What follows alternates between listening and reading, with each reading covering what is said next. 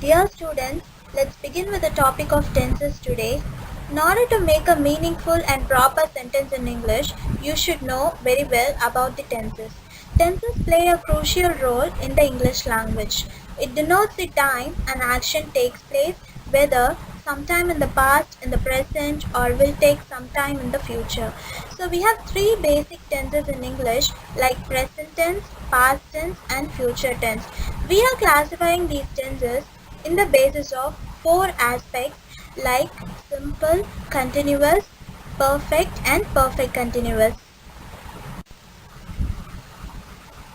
By classifying the tenses on the basis of four aspects, we get 12 types of tenses in English like simple present tense, simple past tense, simple future tense, present continuous tense, which is also known as present progressive tense, past continuous tense, future continuous tense, present perfect tense, past perfect tense, future perfect tense, present perfect continuous tense, past perfect continuous tense, and future perfect continuous tense. Now, let's begin with simple present tense. The structure of simple present tense is subject plus V1 form of your verb. Your V1 form of your verb means for if your subject is going to be he, she, it, you should use V1 plus yes form. If your subject is going to be I, we, you, they, you should use only V1 form. So where do we use simple present tense? We use it in the cases of habits and routines, facts, and proverbs. So whenever you're going to represent your habitual actions and routines, like for example, I drink coffee every morning. He plays cricket regularly. So these two actions are happening regularly and every morning. So you use simple present tense here. In the first case, your subject is I. So your verb form should be just V1, that is drink. And in your second case, your subject is he. As I said earlier, for he, she, it, you should use subject plus V1 plus yes form. So you are using V1 plus yes form, that is play plus yes gives place here. The second case, for universal facts or universal truth also you should go with simple present tense. For example, the sun rises in the east. Water boils at 100 degrees Celsius. These two cases are universal facts or truth which you can never change, so you should use simple present tense here. The third case is proverbs. All proverbs only occur with simple present tense. For example, the pen is mightier than the sword. Practice makes perfect. Prevention is better than cure. So these are all the places where you should use simple present tense, and we have some keywords to identify simple present tense. For example, always, often, regularly, usually, generally, never, sometimes, every day. These are the keywords of simple present tense. The next type of tense is simple past tense. The structure of simple past tense is V2 form of the verb. It denotes past action. That is, whenever you are going to represent some action that has got completed already, you have to use simple past tense. For example, we went to Mumbai last week. The V1 form of the verb here is go. So the V2 form of go is went. So we went to Mumbai last week. She cooked fried rice yesterday. V2 form here is cooked and V1 form here is cook. You played the match last month. The V2 form of the verb here, that is the past form here is played and V1 form is play.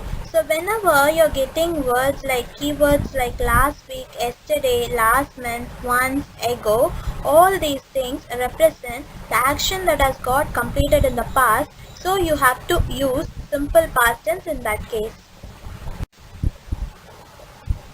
The next type of tense is simple future tense. The structure of simple future tense is will or shall plus V1 form of the verb.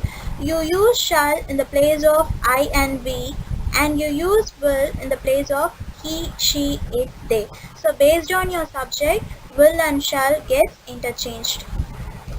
The simple future tense is a verb tense that expresses actions or states in the future.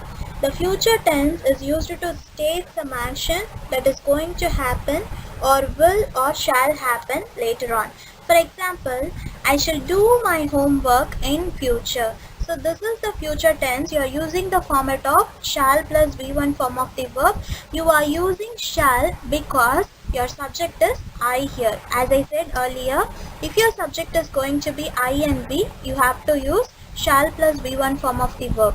The next example is he will bring the book tomorrow. Your subject is he here, so you have to use will plus V1 form of the verb. Next sentence is she will go to school early in future.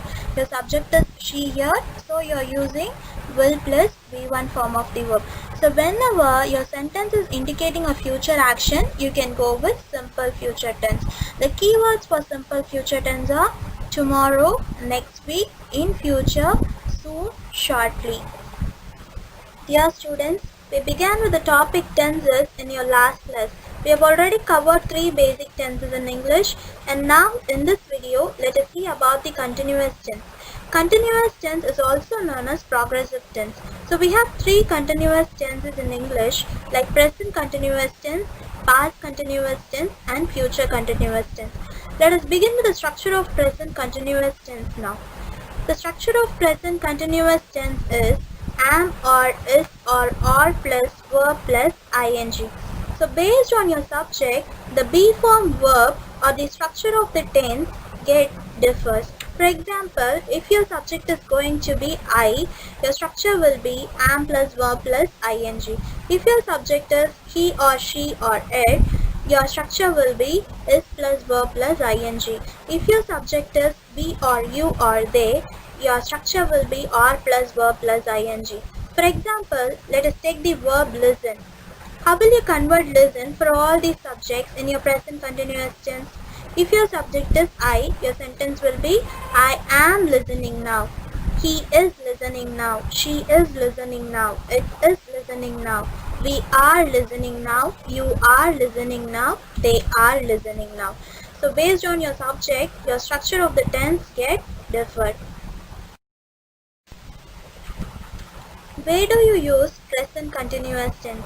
We use present continuous tense in 2 cases. The first one is whenever you're going to represent some action that is happening at that moment. For example, John is drinking coffee right now. So John is a boy.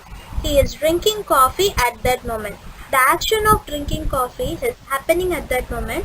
So you use present continuous tense is drinking. The same way, they are playing tennis at present. The dog is jumping here and there now. The second case we are going to use present continuous tense is actions in near future. That is, the actions happening in future and they are planned correctly. For example, we are going for a picnic tomorrow. Peter is flying to London tomorrow. So these are happening in future. Though they are happening in future, they are some planned actions. So we use future tense there.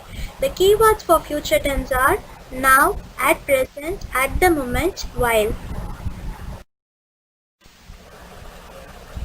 The next tense we are going to see now is past continuous tense. The structure of past continuous tense is subject plus was or were plus verb plus ing. When your subject is I or he or she or it, you have to use was plus verb plus ing. If your subject is going to be you or we or they, you have to use were plus verb plus ing. When your sentence consists of some unfinished or ongoing action in the past which is followed by some finished action, you use past continuous tense in that case. For example, I was having dinner with my family when the doorbell rang. So you have 2 incidents happening here, that is the ringing of the doorbell and having dinner. So having dinner started in the past and it was happening, and by the time the incident happened is ringing of the doorbell. So the finished action here is ringing of the doorbell and the unfinished action or the progressive action is having dinner. So we use past continuous for the incident having dinner. The next sentence is he was fighting with the boy when the teacher came in. The power went out while the children were studying. Keywords for past continuous tense are then, when and while. The next tense we are going to see here is future continuous tense. The structure of future continuous tense is subject plus will or shall plus be plus verb plus ing. So based on your subject, you have to decide whether you're going to use will or shall.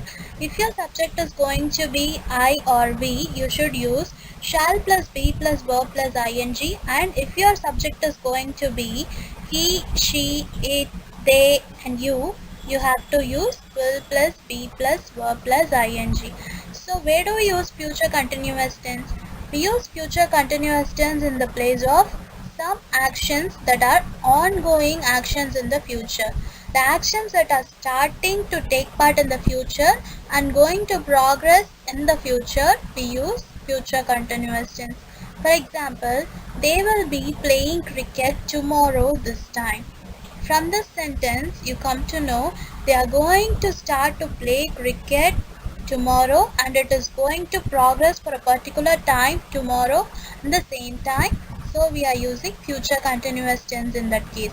He will be reading novel next Sunday this time. So how can you identify future continuous tense easily is by using the keywords like tomorrow this time, next month this time, next year this time. Hope you all are clear with the concept of progressive tenses or continuous tenses from this video. Thank you for listening.